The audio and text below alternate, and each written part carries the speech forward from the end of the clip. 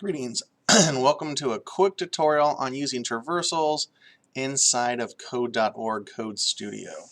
So you can see I have some stuff already set up on this. You'll have a link to be able to work on this. But what I have set up is a text box with an ID of alt text, an input with an ID of filter input, and then another text box with a filter, an ID of filter text. All right, so we're going to be using those to basically show you the list, filter, enter a name so you can filter, and then show the filter. All right, so this is going to show a couple things. We're going to rehash list/arrays, and we're going to go over how you can add and take away and then again filter, but we have to write the filter function. So let's first kind of look at what code I already have here for setup purposes, so we're not typing all this. But I have a list with first names and then a list with last names that matches up, right? So in index 0, I have the first name and last name, and so on. Then I created a couple empty lists with first holder for the first name holder and then last holder for the last name holder.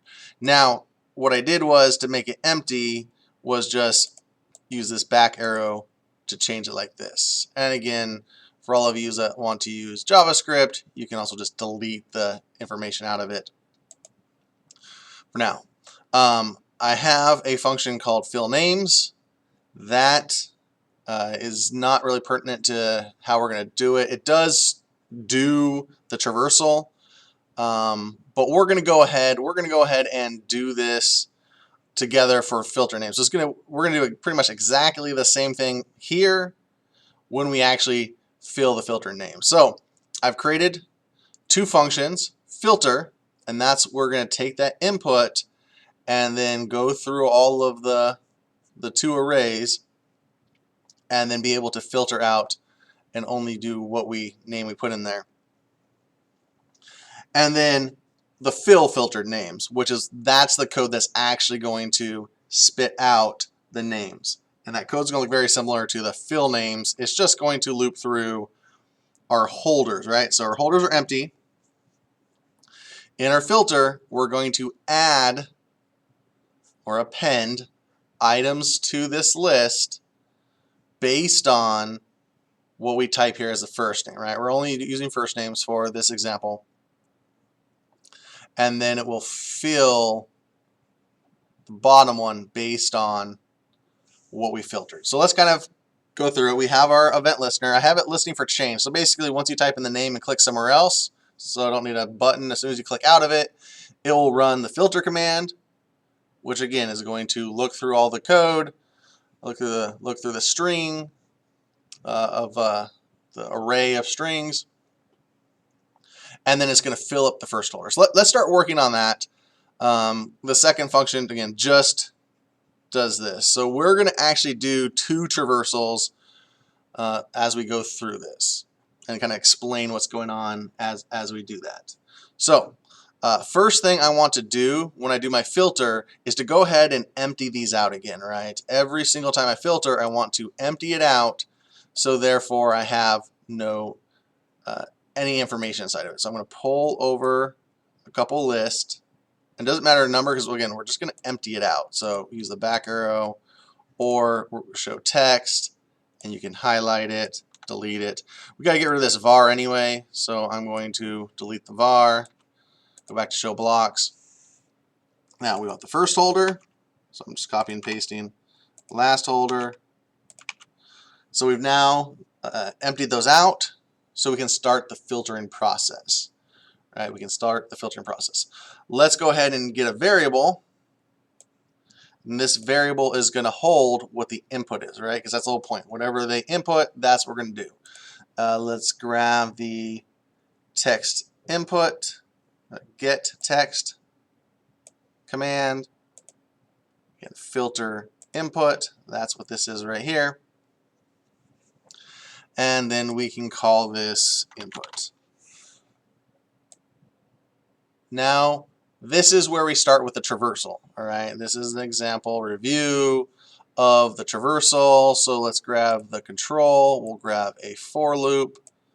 For var I equals 0, I is less than, and here's the traversal part, right? We need to traverse through these two items. So we need to know how long it is. So let's go ahead and do, it doesn't matter, they're the same length, so we're just going to do first name dot length.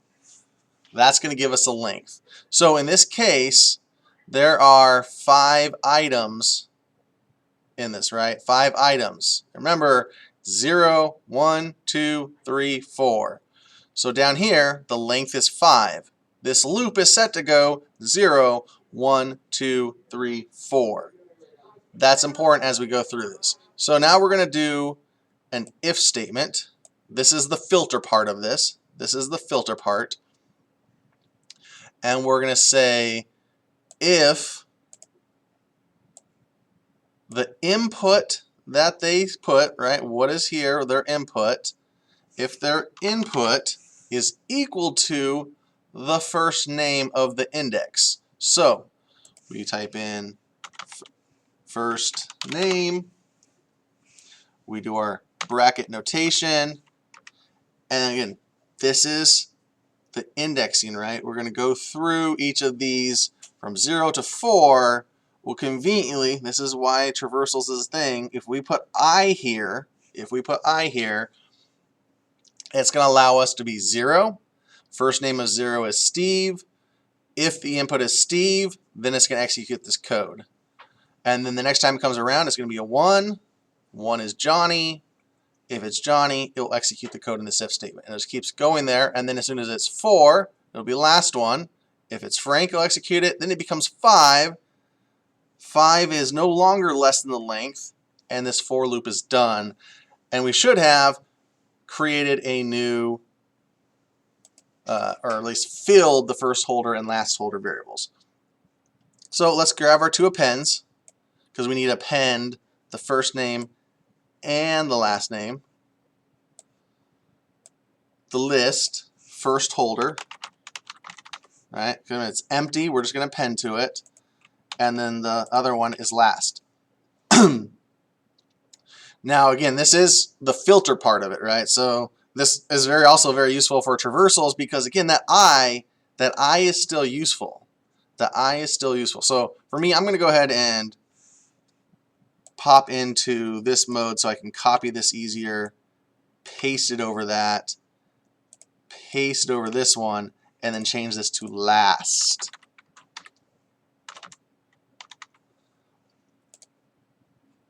All right, because remember, we want to, if this is true, if they typed in Steve, then it'll take Steve and put it into the first holder.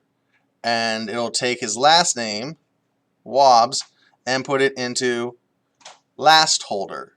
All right, so basically this array down here is going to get Steve, and then again, then it's not going to do anything for Johnny, not going to do anything for Frankie, and it's going to have Steve again, so it's going to append, so now I'll have Steve, and then the 2 last names, Jobs and of Minecraft. So we've now created this, that's the filter. So it's filtered, then we have to go through and fill this box.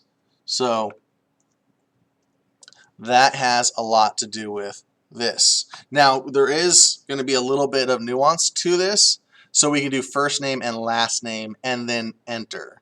So again, it's going to look almost exactly like this, but without this. So let's kind of talk through this. I'm going to create a variable in here because it only needs to be here. It's just going to hold all of the text, right? It's going to hold all of the text. I'm going to start it off blank, so every single time it's blanked out. And this is what we're going to use to combine all the text together, because it's going to loop through all of these names. We need to have a little holder that holds it for that process. So let's go over our control, our for.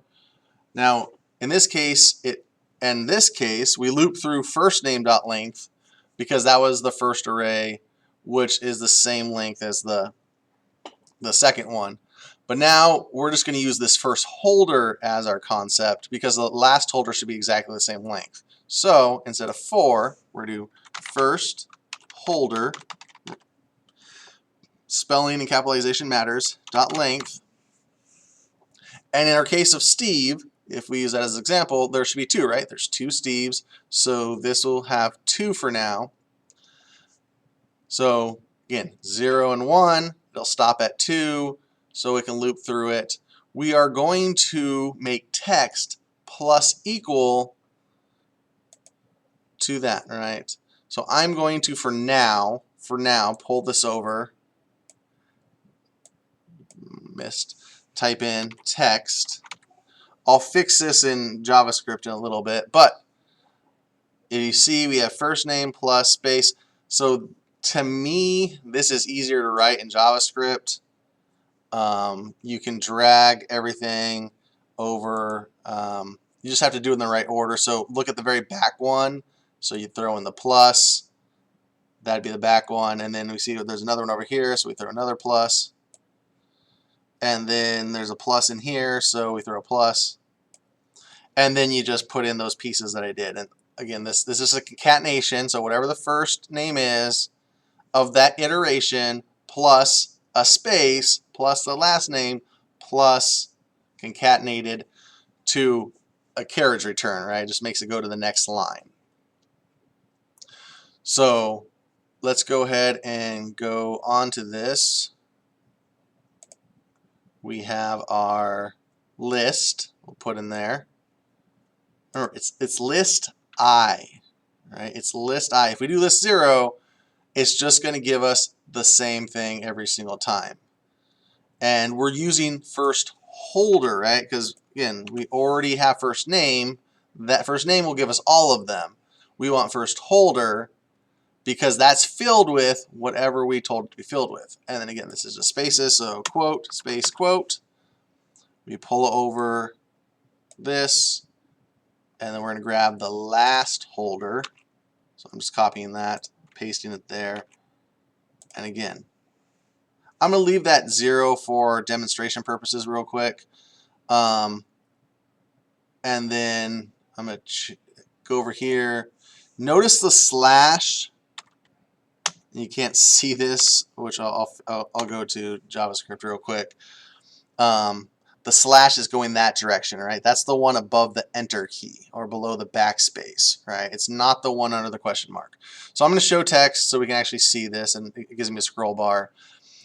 But text equals, and again, I want plus equals. Plus equals means take this, add it to text, and the next time add it to text. Otherwise, if we just had an equal sign here, it would just overwrite it, and then all that text would be was the very last thing. So plus equals is going to take the first iteration, add it, and then it's kind of like saying text equals text plus all of this. All right, we're just saving ourselves a little bit of time. So instead of text equals text plus all of this, text plus equals accomplishes the same thing. But again, first holder I, concatenate, a space, plus, last holder, plus a carriage return. So first name, space, last name, enter. That's what we have right there. We're going to go back to show blocks. So the last piece is the set text, because that just built it, right? We have text. It's all ready to go, but we don't actually put it into this. So the ID is the filtered text, and the text, I'm just going to remove the quotes because text happens to be the name of the actual item, right? So that's our variable name. Text is our variable name. But if we put text, it'll literally, if we had quotes around it, if we left it with quotes, it would literally just put text in there. Remember, I left this at 0 for a reason. Let's go ahead and try this, right? We run. It gives us all of our names, right? That's what the fill names function did. And that ran right away, right? So we added all our stuff, we fill names, and we can add more names. As long as you add a first name and a last name, they'll just keep adding to it. So there are all of our names. If we type in Steve, as soon as I click up here, is going to be changed. It's going to filter, which is going to update these, and then it's going to fill the bottom. So I'm going to click somewhere else, and there we go. Wait, why did it say Steve Jobs twice? All right. Steve should have been fine, but it said Steve Jobs twice. And this is why this I is so important to this, right? So Steve technically was the same because that's what it's filled with. The first holder had Steve and Steve, right? Because that's what we told it to do, Steve and Steve. It's taking these two Steves. But it only printed off Jobs, it didn't do the other one. And that is, again, going back to this 0, index 0 was Jobs. So if we put an I there, we reset, rerun. Let's go ahead and type Steve one more time just so we can see this one. We'll try again, click away. And now you can see with an I there, that is traversal, right? We're able to go through the whole entire array, or list, whatever you want to call it. We were able to go through the whole entire array and create a new list over here. And this works. We could type in Frankie. I click away. It does the two Frankies. If I type in anything else, right, there's no Alex, so it doesn't spit anything out. Now do notice it's able to do this because every single time I filter, I re-empty this. If I didn't do this step right here, then it would just keep adding every single search I did to it. So let me go ahead and pull these out real quick and reset and run. If I run Steve and click away, it adds them, right? If I go Frankie, Steve Jobs is not getting, the Steves are not getting kicked out. So when I click here again, these two are still there. It just adds this. So as long as I keep doing that, and even if I go back to Steve, it's going to leave those two Steves there. It's just going to add them to the bottom, right? So that is why I had to, in this, I'm just hitting Control Z to undo that, why I emptied it. So every single time I run a new filter, it empties the holder, refills them with a new filter, and then go ahead and fills with that new holder. And that's why we have this holder there in the first place. So this is a great example of, one, traversals, right? This is the traversal. You're traversing through it and then printing it. But this is traversing through it and actually doing something with it as well. There's a lot of times you'll traverse through a list checking for something like, does this exist? Or you're just pulling through it. Like maybe you have a bunch of numbers and you're just going to add all those numbers to it. So great examples of traversing through an array and then using it for something and then spitting it back out so we can see it, right? And I could have done console log. You could do console log instead of this, but I thought this would be kind of more a good example of an app where you had the names, you filter it, and it filters out to the bottom. So that is all I have for this lesson. Again, I'll have a link to the code that I started with so you can start right at the same code as I did. But that's all I have for this lesson. Have a good one.